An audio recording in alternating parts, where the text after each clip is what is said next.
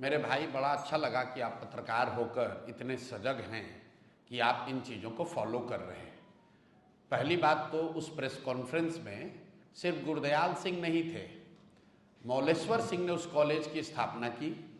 उनकी 5 बेटियां हैं, 3 लड़के हैं। करतार सिंह 1 लड़के थे। मौलेश्वर सिंह की पत्नी वहाँ लाइफ ट्रस्टी थी, और ट्रस्ट डीड पढ़िएगा तो उसमें लिखा हुआ है कि जो लाइफ ट्रस्टी है वो किसी भी हालत में उससे हटाया नहीं जा सकता है, और जब उसकी मृत्यु हो जाएगी तो उसके जो लीगल एयर होते हैं उनको उस ट्रस्ट में रखा जाना चाहिए था। ये तो लीगल मैटर है, चलने दीजिए।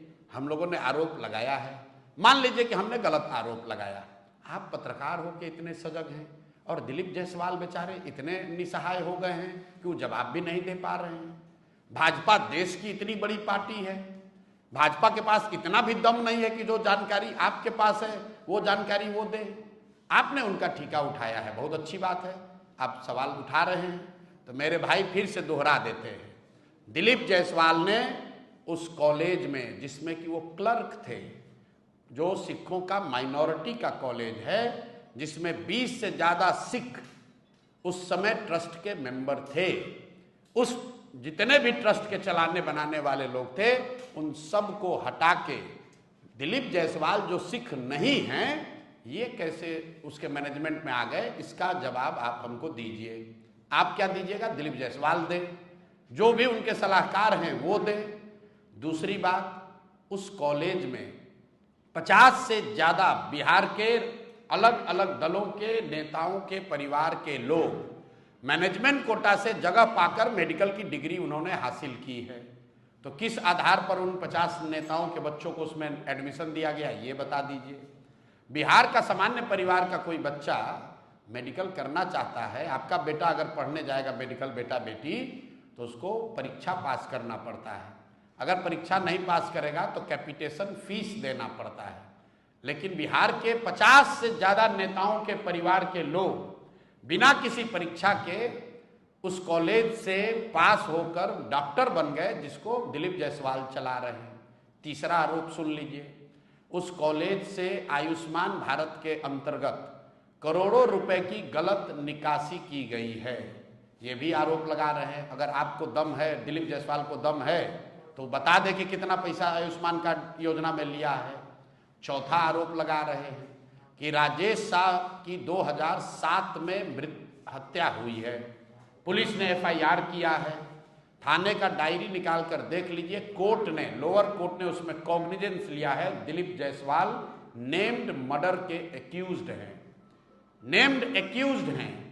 जिस SP ने और DIG, दरभंगा के रेंज DIG ने उसका कोर्ट क्लोजर दिया है, उसमें से दोनों ही लोग के परिवारजन को बाद में क्लोजर देने के बाद मेडिकल कॉलेज में उनके पत्नी, उनके बच्चों को एडमिशन दिया गया है। तो ये जानना चाह रहे हैं, और हम अगर गलत कह रहे हैं तो दिलीप जायसवाल कोई असहाय व्यक्ति तो है नहीं, उनकी सरकार है, हम पर मानहानि का केस कर दे, हमको जेल में डाल दे।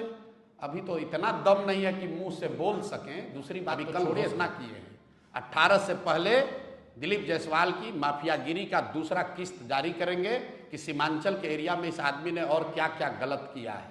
चाल चरित्र चेहरा का बात करने वाली भाजपा, उसका अध्यक्ष, उस पर मर्डर का जैसे संगीन आरोप हैं।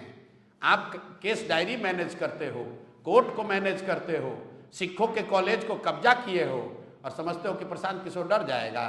हैं? आपको लग रहा है कि हम ऐसे ऐसे गिदड़ भपकी से हम डरने वाले हैं?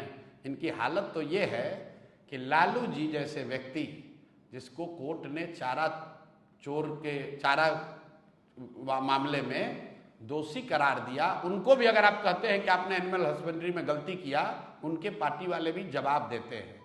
दिलीप जायसवाल का मुंह अभी तक खुला नहीं है, डर के मारे, और आप जैसे साथियों की मदद से भी नहीं बेचारे बोल पाएंगे। भाजपा का 19 गो प्रवक्ता है, उनका हिम्मत नहीं है कि एक आदमी जवाब दे दे। जब प्रशांत किशोर ने बोला है तो हम बिहार के छुटभैया नेता नहीं हैं, एक एक फैक्ट, एक एक डेटा, एक एक कागज बनाकर रखे हैं। दिलीप जायसवाल को जवाब देने दीजिए।